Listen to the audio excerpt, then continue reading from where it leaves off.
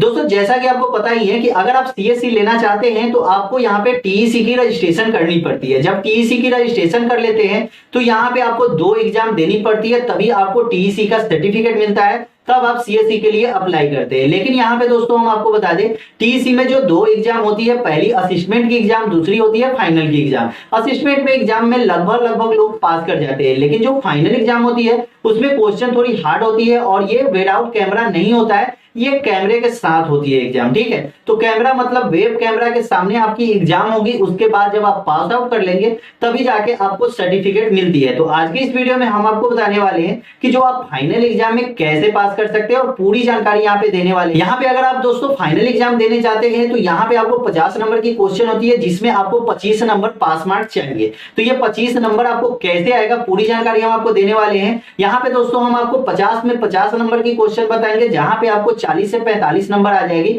मैंने पहले की वीडियो बनाया था, उसमें बहुत सारे लोगों ने पास आउट हो गए हैं। आप पीछे की वीडियो जाके देख सकते हैं, चाहे लिंक हम आपको डिस्क्रिप्शन में दे देंगे, जहां पे आप जाके देख सकते हैं कि वहां पे भी बहुत सारे लोगों ने पास कर लिया है। तो यहाँ पे हम आपको कुछ नई क्वेश्चन देने वाले हैं, जो क्वेश्चन अभी के तत्काल में आ रही है। तो पूरी जानकारी हम आपको इस वीडियो में देने वाले हैं और 50 में 50 नंबर देंगे, जिसमें आपको 40 से 45 नंबर की क्वेश्चन टच हो जाएगी और इसको आप पढ़ लेते हैं तो पास हो जाएंगे। तो चलिए दोस्तों, यहाँ पे फाइनल एग्जाम की 50 क्वेश्चन के बारे में बताने वाले हैं। तो ये क्वेश्चन जो पहले नंबर की क्वेश्चन है, ये आपको 8वें नंबर पे भी आ सकती है, 10वें नंबर पे भी आ सकती है, या 50 नंबर या 55 नंबर किसी पे भी आ सकती है। ठीक है, यहाँ पे सिर्फ 50 नंबर का ही क्वेश्चन रहता है फाइनल एग्जाम में, और ये जो सभी क्वेश्चन को अगर आप याद कर लेंगे, अपने कॉपी में लिख लेंगे, तो आप एकदम डायरेक्ट पास हो जाएंगे। चलिए दोस्तों बताते हैं। यहाँ पे पहला जो क्वेश्चन दिया गया है, उद्यमिता धन पैदा करने का अवसर है। तो आप दोस्तों जानते होंगे, कोई भी बिजनेसमैन अच्छा खासा आमदनी अगर करता है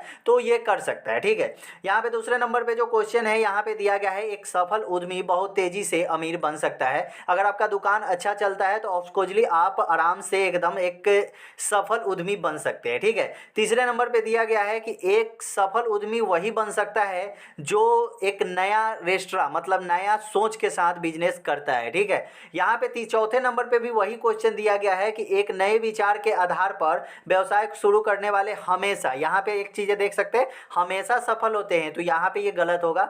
आप मान के चलिए कि आप जहाँ दुकान खोल रहे हैं या आप सोच रहे हैं कि ये दुकान यहाँ चलेगा, उस टाइम में उस जगह पे वो दुकान नहीं चलने वाला होगा, तो आपका दुकान नहीं चलेगा। तो ये आप हमेशा ये विचार ना रखें कि हमारा दुकान वहाँ पे चल ही जाएगा। ठीक है, सभी दुकान सभी जगह नहीं चलती है, इसलिए ये गलत है। ठीक है, पांचवें नंबर पे जो क्वेश्चन है, इनमें से कौन एक सफल भारतीय है। तो 5 क्वेश्चन रहेगा और यहाँ पे देख सकते हैं 5 आंसर रहेगा। ठीक है, इसमें से ऊपर के सभी होने वाले हैं, मतलब 4 आंसर में ऊपर के सभी होने वाले हैं। तो यहाँ पे देख लीजिए 4 जो आंसर रहेगा ऊपर के सभी। ठीक है, तो यहाँ पे दिया गया है इनमें से एक सफल भारतीय उद्यमी है। ठीक है, तो यहाँ पे दिया गया है 6ठे नंबर पे, संगठन उद्यमी नहीं है लेकिन लोग उद्यमी होते हैं। तो दोस्तों पता ही है, अगर मान के चलिए कि कोई बहुत बड़ा बिजनेस है, ठीक है, बहुत बड़ा बिजनेस है, तो उसका मेन जो दुकानदार है, ठीक है, जो मेन ऑनर है, वो कभी उद्यमी नहीं है।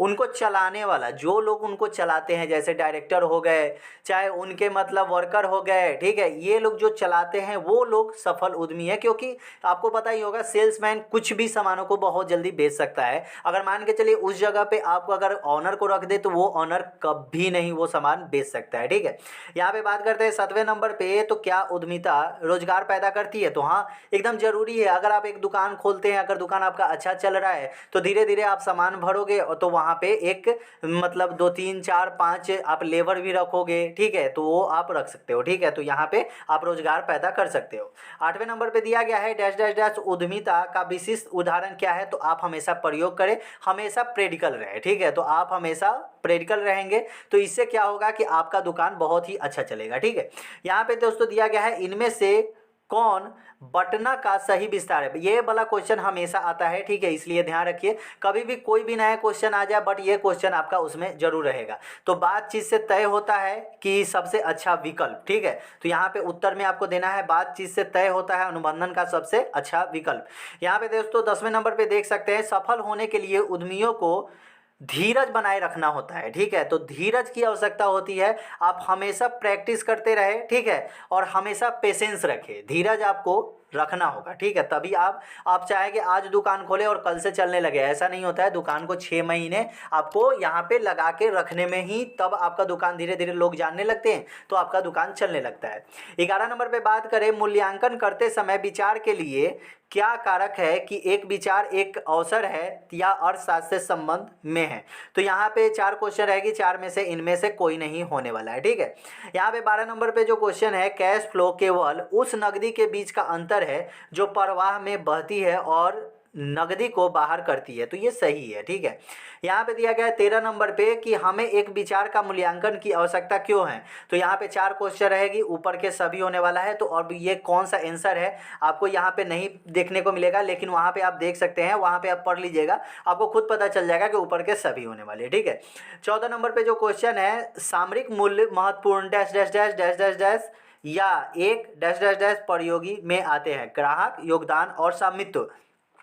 यहाँ पे दिया गया है कि आपका जो दुकान में है, जो भी सामान आप बेचते हैं, तो ग्राहक जो आते हैं वो योगदान और स्वामित्व, मतलब आप अच्छे से चलाएंगे और आप उनको सामान अच्छा देंगे तो ही आपके पास ग्राहक आएंगे, ठीक है। 55 नंबर पे क्वेश्चन जो है, 15 नंबर पे, कई बार प्रौद्योगिकी स्टार्ट जो कि संचित हानि और मामूली बिक्री प्राप्त करते हैं, कई बार वे लायक होते हैं, तो ये सही है। कभी हमेशा बिजनेस डूबता ही नहीं है, कभी कभी बिजनेस बहुत ही ज़्यादा आगे बढ़ जाता है, ठीक है। 16 नंबर पे दिया गया है कि प्रत्यक्ष कम लागत में कार्यकारी वेतन भोगियों का वेतन, बिक्री टीम को भुगतान, कमीशन, विज्ञापन, प्रशासनिक भवन के लिए उपयोगियों को भुगतान शामिल है, तो सही है, ठीक है। यहाँ पे दोस्तों दिया गया है 17 नंबर पे डैश डैश डैश, बेची गई वस्तुओं को की लागत के प्रमुख निर्धारक जो P&L कथन पर दिखाया जाता है, अर्थप्रत्यक्ष लागत, ठीक है।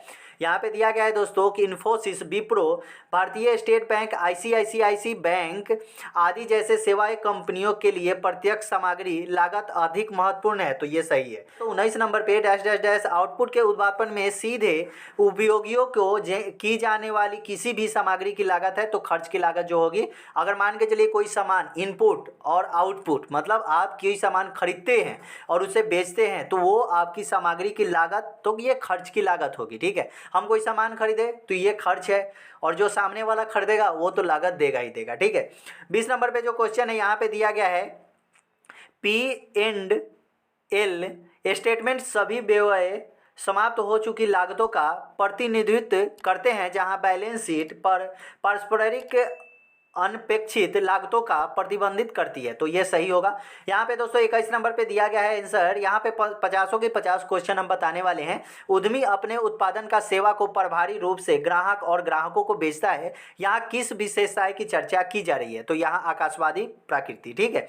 यहाँ पे दिया गया है कि 22 नंबर पे क्वेश्चन है, एक सॉफ्टवेयर इंजीनियर एक ऑनलाइन ऑफलाइन खोलता है, ठीक है, मतलब एक सॉफ्टवेयर इंजीनियर एक ऑनलाइन ऐप खोलना चाहता है जो शहर में डॉक्टरों के साथ ग्राहकों को आसानी से जोड़ सके। इसके अलावा मरीजों की नियुक्ति को बुक करने, दूसरे राय के लिए अन्य डॉक्टरों के साथ रिपोर्ट साझा करने में मदद करे, उसे क्या कहते हैं। तो ऊपर के 4 रहेंगे आंसर, तो 4 में से यहाँ पे एक आंसर आपको देना है ऑल, ठीक है, ऑल ऑफ द एबव, ठीक है। यहाँ पे दिया गया है 23 नंबर पे क्वेश्चन है, निरपेक्ष क्षमता पूर्व से संबंधित है, संबंधित ज्ञान को समझने में सक्षम है, के मूल को पहचानता है और नई जानकारी का उपयोग करता है, तो ये सही होने वाली है। 24 नंबर पे जो क्वेश्चन है, कमजोर बराबरी की भूमिका क्या है, तो दोनों सही है। यहाँ पे 4 क्वेश्चन रहेगा, तो तीसरे नंबर पे ये क्वेश्चन रहेगा, दोनों सही है, ठीक है। यहाँ पे 25 नंबर पे जो क्वेश्चन है, उद्यमी हमेशा चीज़ों को करने के लिए नए तरीके के तलाश में रहते हैं और वे उन्हें कैसे बेहतर बना सकते हैं, यहाँ की विशेषता की चर्चा की जा रही है, तो ये आपका क्रिएटिविटी रहेगा, मतलब रचनात्मक रहती है, ठीक है। यहाँ पे दिया गया है कि लाभ और हानि बयान सभी लेन देनों को एक आधार पर रिकॉर्ड करता है, तो ये सही है, ठीक है।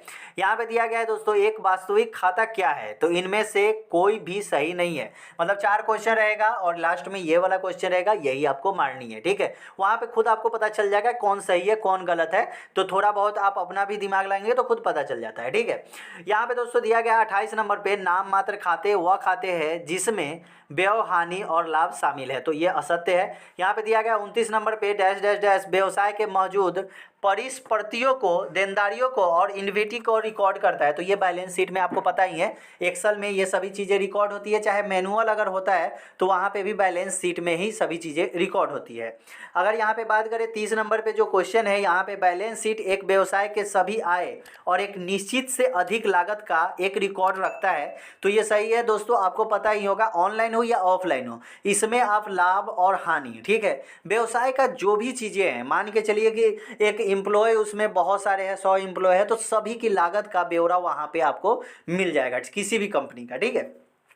31 नंबर पे जो क्वेश्चन है, एक व्यवसाय मौजूद हो सकता है अगर अगर उसके पास कोई राजस्व नहीं है। तो ये सही होगा। यहाँ पे 32 नंबर पे जो क्वेश्चन दिया गया है, यहाँ पे डैश डैश डैश और अनिश्चित भविष्य की योजना बनाने और यह तय करने के बारे में कि वह व्यवसाय को किस तरह से निवेश करना चाहिए। तो यहाँ पे वित्त मतलब फाइनेंस, ठीक है, फाइनेंस ही जब आपके पास रहेगा, पैसा ही जब आपके पास रहेगा, तभी आप कोई बिजनेस में आगे बढ़ सकते हैं, चाहे कोई बिजनेस खोल सकते हैं। यहाँ पे दिया गया है कि डैश डैश के कई मालिक या साझेदार हैं, ठीक है, कोई भी कंपनी के बहुत सारे मालिक होते हैं, जैसे कि आपको पता है कि पार्टनरशिप में मैंने दुकान खोला 4 लोगों के साथ मिलके, ठीक है, और साझेदारी, ठीक है, मतलब उनके साथ साझेदारी करते हैं, जिनमें से कुछ व्यवसाय के दिन प्रतिदिन चलने के लिए जिम्मेदार होते हैं। तो उनका जैसे कि 4, अगर हम मान के चलिए कि 4 हम लोगों का एक दुकान है, ठीक है, 4 लोगों का दुकान है, मतलब पार्टनरशिप में है, तो पार्टनरशिप में दुकान है, तो एक को हम लोग मेन बनाते हैं, जिसमें जो हमेशा हम लोगों को, जैसे कि आपको पता ही है आर्मी नेवी एयरफोर्स के एक CDS बनाए जाते हैं, ऐसे ही यहाँ पे भी होता है, ठीक है, एक अध्यक्ष बनाया जाता है जो चारों को मेंटेन रखे, ठीक है। यहाँ पे 35 नंबर पे जो एक क्वेश्चन दिया गया है, प्रत्यक्ष EMI में ऋण राशि के एक हिस्से का पूर्ण भुगतान और अगले महीने के लिए ब्याज शामिल होता है, जो ऋणदाताओं के बकाया राशि पर निर्भर करता है। इस पद्धति को संतुलन विधि पुनर्वृत्ति कहा जाता है, ठीक है। 36 नंबर पे जो क्वेश्चन है, यहाँ पे दिया गया वर्तमान संपत्ति के सामान्य प्रकार क्या है। तो आपके पास कैश होना चाहिए, इन्वेंट्री होनी चाहिए, डेली रेबल क्या होता है, तो डेली का इनकम होना चाहिए, ठीक है। यहाँ पे दिया गया लॉन्ग टर्म लोन, अगर आप कोई लोन लेते हैं तो शॉर्ट टर्म ना ले, मतलब कि अगर कभी लोन लेते हैं तो 1 साल के लिए मैंने 10 लाख रुपए लोन ले लिया, ठीक है, तो ये 1 साल में 10 लाख सधाने के लिए हमें हमेशा, मतलब 10 लाख सधाने के लिए 1 साल में हमें 80-90 हज़ार के बीच में देना होगा। तो मान के चलिए कि ऐसे लोन हमारा दुकान चलेगा, उसके बाद ही हम दे पाएंगे, ठीक है। तो इस जगह पे आप 5 साल का लेंगे तो कम देना पड़ेगा, तो दुकान जैसा चलेगा, और उसके बाद एडवांस पैसा आपके पास कुछ होना चाहिए, कोई भी बिजनेस खोलते हैं तो। यहाँ पे 37 नंबर पे जो क्वेश्चन दिया गया है कि गैर वर्तमान संपत्तियों के सामान्य प्रकार क्या है, तो भुगतान और अल्पकालिक ऋण, ठीक है। तो 38 नंबर पे जो क्वेश्चन है, डैश डैश डैश और यहाँ पे कच्चे माल का मूल्य है जो कार्य और प्रक्रियाओं में और व्यवसाय द्वारा आयोजन अच्छा है। तो राशि और पैसा जो रहता है वही से आप कुछ भी कर सकते हैं। बैलेंस शीट के 2 भागों में विभाजित किया जाता है, तो 4 क्वेश्चन रहेंगे, इनमें नीचे सबसे ये रहेगा, इनमें से कोई भी सही नहीं है, ठीक है, आंसर ये रहेगा। यहाँ पे दोस्तों दिया गया है दीर्घकालीन ऋण, ठीक है, और अप्रिम क्या है, 2 अति पूर्ववर्तीकर्ताओं में जैसे अन्य संस्थाओं को दिए गए ऋण और अग्रिम जो 1 वर्ष के बाद होते हैं, उसको हम दीर्घकालिक ऋण और अप्रिम कहते हैं, ठीक है। यहाँ पे दिया गया है कि एक ग्राहक सेवा के वादे में से एक है जो ग्राहक चाहता है और वितरित करता है। तो दोस्तों कोई भी बिजनेस जो चलता है वो वादे के हिसाब से ही चलता है। अगर आप ग्राहक को थोड़ा मोड़ा अगर नाफा घाटा नहीं देखोगे तब तक दुकान आपका नहीं चलेगा। यहाँ पे दोस्तों दिया गया है 42 नंबर पे, सेवा का वादा को ग्राहक का उत्पादक के सुनिश्चित डैश डैश डैश और डैश डैश डैश के समय पर वितरण के बारे में दिया गया अनुशासन है, जैसे कि विधिता, ठीक है, पहला में सुनिश्चित विधिता और दूसरा जो है गारंटी, ठीक है। अगर आप कोई भी किसी को भी मतलब मान के चलिए कि ग्राहक को अगर आप बाकी देते हो, ठीक है, बाकी देते हो तो उसका एक ग्रांटर होता है कि हाँ भाई, अब मान के चलिए कोई भी बैंक से आप लोन लेंगे तो वहाँ पे आपको एक ग्रांटर दिया जाता है कि हाँ भाई ये नहीं देगा तो वो लोन दे देता है, ठीक है। 43 नंबर पे जो क्वेश्चन है, यहाँ पे एक महान ग्राहक अनुभव क्या है, ठीक है, तो सुविधा है, सुविधा जिस भी ग्राहक को आप दोगे तो वो बार बार आपके पास आएगा। 44 नंबर पे जो क्वेश्चन है, आनंद के लिए सुनने को कालामातक सुनकर कहते हैं, ठीक है। 45 नंबर पे जो क्वेश्चन है यहाँ पे कि आई संपर्क की कमी और अनुचित असंग डॉट डॉट डॉट के बाधा के वादल है, ठीक है। तो बिहेवियर अगर आपका सही है वही आपका बाधा के उदाहरण है, ठीक है। यहाँ पे दिया गया है ग्राहक के लिए मूल्य बनाने का सबसे अच्छा तरीका क्या है। तो उत्पादों और सेवाओं, जैसे कि आपको पता ही है कि अमेजोन हो गया, फ्लिपकार्ट हो गया, इनमें से ग्राहक को जितना सुविधा वो देते हैं, घर बैठे सामान आपको मिल जाता है, तो इसमें कुछ डिलीवरी चार्ज भी होती है, यही सब। तो उत्पादों को सेवाओं और भागीदारी और संबंधों के एक साथ लाकर, ठीक है, जितना पैसा लगता है वो लेते हैं। 3 मूल तत्व क्या है। तो यहाँ पे उत्पाद, सेवा और स्वामित्व, ठीक है। तो आपके पास सामान होना चाहिए, आप अच्छे से ग्राहक को हैंडल कर सके, और स्वामित्व मतलब आप एक अच्छा और मतलब बहुत अच्छे बिहेवियर होना चाहिए। यहाँ पे दिया गया है दोस्तों कि डैश डैश डैश हर कोई कीमत पर प्रति अक्सर करता है, क्योंकि कोई भी यह नहीं खोज रहा है कि ये ग्राहक को अलग अलग मूल्य जोड़ने में कैसे सक्षम है। तो ये निजीकरण है, प्राइवेटेशन, ठीक है। यहाँ पे दिया गया है कि उद्यमियों के लिए मूल्य फ्रेमवर्क के अनुसार नीचे दिए गए सबसे अच्छा कथन का चयन करें। तो यहाँ पे दिया गया है, मतलब यहाँ पे भी 4 क्वेश्चन रहेगा, ठीक है, 4 आंसर रहेंगे। चारों आंसर में से आपको ये वाला आंसर मिलेगा। अब ये 2 नंबर पे है या 1 नंबर पे है या 3 नंबर पे है, इससे फर्क नहीं पड़ता, क्योंकि ये आपको यहाँ पे पढ़ लेना है पूरा, ये याद रखना है, ठीक है। ये हमेशा पूछे जाने वाले क्वेश्चन है, कभी भी क्वेश्चन बदलता है तो ये सब 2 4 5 ऐसे क्वेश्चन हैं, ठीक है, जो हमेशा आते हैं। 10 ऐसे क्वेश्चन हैं जो हमेशा आते हैं, ठीक है। और कभी भी क्वेश्चन बदलता है तो 5 से 10 ही क्वेश्चन बदलते हैं, ज़्यादा क्वेश्चन नहीं बदलता है, ठीक है। आप किसी सेवा कर रहे हैं, क्या पेशकश कर रहे हैं, आप कैसे वितरित कर रहे हैं, ठीक है, इसे कॉपी क्यों नहीं किया जाएगा। और यहाँ पे 50 नंबर पे जो क्वेश्चन है, ग्राहक किसी विशेष स्टोर को खरीदारी क्यों कर रहा है, ठीक है, क्योंकि ग्राहक उस उत्पादक को और सेवाओं को महत्व देता है जो दुकान प्रदान करती है। तो यहाँ पे मैंने 50 क्वेश्चन का जवाब आपको दे दिया है। वीडियो कैसी लगी हमें कमेंट में ज़रूर बताएं, और कोई भी क्वेश्चन हो आप हमसे कमेंट में पूछ सकते हैं।